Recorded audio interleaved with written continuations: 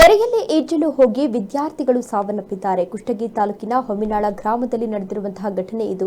ಜಮೀನು ಪಕ್ಕದ ಕೆರೆಯಲ್ಲಿ ಈಜಲು ತೆರಳಿದ್ರು ಬಾಲಕರು. ಅಂತಹ ಸಂದರ್ಭದಲ್ಲಿ ಇಬ್ಬರು ಬಾಲಕರು ಸಾವನ್ನಪ್ಪಿದ್ದಾರೆ ಎನ್ನುವ ಮಾಹಿತಿ ಸಿಗ್ತಾ ಇದೆ. ಕೆರೆಯಲ್ಲಿ ಈಜಲು ಹೋಗಿ ವಿದ್ಯಾರ್ಥಿಗಳು ಸಾವನ್ನಪ್ಪಿರುವಂತಹ ಘಟನೆ ನಡೆದಿದೆ. ಕುಷ್ಟಗಿ ತಾಲೂಕಿನ ಹೊಮ್ಮಿನಾಳ ಗ್ರಾಮದಲ್ಲಿ ನಡೆದಿರುವಂತಹ ಘಟನೆ ಇದು. ಜಮೀನು ಪಕ್ಕದ ಕೆರೆಯಲ್ಲಿ ಈಜಲು ತೆರಳಿದ್ರು ಇಬ್ಬರು ಬಾಲಕರು.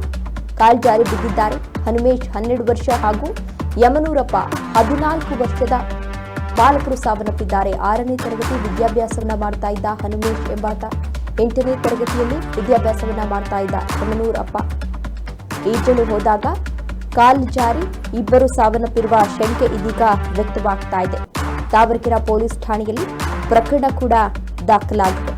ಕೆರೆಯಲ್ಲಿ ಈಜಲು ಹೋಗಿ ಇಬ್ಬರು ವಿದ್ಯಾರ್ಥಿಗಳು ಸಾವನ್ನಪ್ಪಿದ್ದಾರೆ ಎನ್ನುವ ಮಾಹಿತಿ ಸಿಗ್ತಾ ಇದೆ. ಜಸ್ಟ್ 12 ವರ್ಷದ ಒಬ್ಬ ಬಾಲಕ, ಅದರ ಜೊತೆಗೆ 14 ವರ್ಷದ ಒಬ್ಬ ಬಾಲಕ ಇಬ್ರು ಕೂಡ ಸಾವನ್ನಪ್ಪಿದ್ದಾರೆ ಎನ್ನುವ ಮಾಹಿತಿ ಸಿಗ್ತಾ ಇದೆ. ಒಬ್ಬ 6ನೇ ತರಗತಿಯಲ್ಲಿ ವಿದ್ಯಾಭ್ಯಾಸವನ್ನ ಮಾಡ್ತಾ ಇದ್ದ, ಇನ್ನೊಬ್ಬ 8ನೇ ತರಗತಿಯಲ್ಲಿ ಓದ್ತಾ ಇದ್ದ. ಇಬ್ರು ಕೂಡ ಮನೆ ಪಕ್ಕದಲ್ಲಿ ಏನು ಒಂದು ಕೆರೆ ಇತ್ತು, ಆ ಕೆರೆಗೆ ಜಮೀನು ಪಕ್ಕದಲ್ಲಿ ಒಂದು ಕೆರೆ ಇದೆ, ಆ ಕೆರೆಗೆ ಇಬ್ಬರು ಈಜಾಡಲು ಹೋಗಿದ್ದಾರೆ. ಅಂತಹ ಸಂದರ್ಭದಲ್ಲಿ ಕಾಲ್ಜಾರಿ ಬಿದ್ದು ಇಬ್ಬರು ಕೂಡ ಸಾವನ್ನಪ್ಪಿದ್ದಾರೆ ಎನ್ನುವ ಮಾಹಿತಿ ಸಿಗ್ತಾ ಇದೆ. ತಾವರೆಕೆರೆ ಪೊಲೀಸ್ ಠಾಣೆಯಲ್ಲಿ ಈಗಾಗಲೇ ಪ್ರಕರಣ ಕೂಡ ದಾಖಲಾಗಿದೆ. ಮಕ್ಕಳನ್ನ ಕಳೆದುಕೊಂಡಂತಹ ಪೋಷಕರ ದುಃಖ ಈಗಾಗಲೇ ಮುಗಿದು ಮುಟ್ಟಿದೆ ಅಂತಾನೆ ಹೇಳಬಹುದು.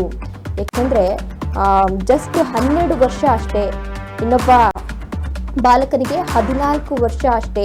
ಪೋಷಕರು ಕೂಡ ಇಂತಹ ಸಂದರ್ಭದಲ್ಲಿ ಅಂದ್ರೆ ರಜಾ ದಿನಗಳಲ್ಲಿ ಎಚ್ಚರಿಕೆಯನ್ನ ವಹಿಸಬೇಕಾಗುತ್ತೆ. ಯಾಕೆ ಅಂತ ಅಂದ್ರೆ ಈಗ ಮಳೆ ಜಾಸ್ತಿ ಬರ್ತಾ ಇರೋದ್ರಿಂದ ಅಲ್ಲಲ್ಲಿ ಗುಂಡಿ ಬಿದ್ದಿರುತ್ತೆ, ಆಳ ಎಷ್ಟಿರುತ್ತೋ ಗೊತ್ತಿಲ್ಲ. ಇಂತಹ ಸಂದರ್ಭದಲ್ಲಿ ಪೋಷಕರು ಕೂಡ ಎಚ್ಚರಿಕೆಯಿಂದ ಇರಬೇಕಾಗುತ್ತೆ. ಮಕ್ಕಳ ಬಗ್ಗೆ ಹೆಚ್ಚು ಗಮನವನ್ನ ಹರಿಸಬೇಕಾಗುತ್ತೆ. ಇದೀಗ ಇಬ್ಬರು ಮಕ್ಕಳು ಕೂಡ ಸಾವನ್ನಪ್ಪಿದ್ದಾರೆ. ಪೋಷಕರ ಆಕ್ರಂದನ ಇದೀಗ ಮುಗಿಲು ಮುಟ್ಟಿದೆ.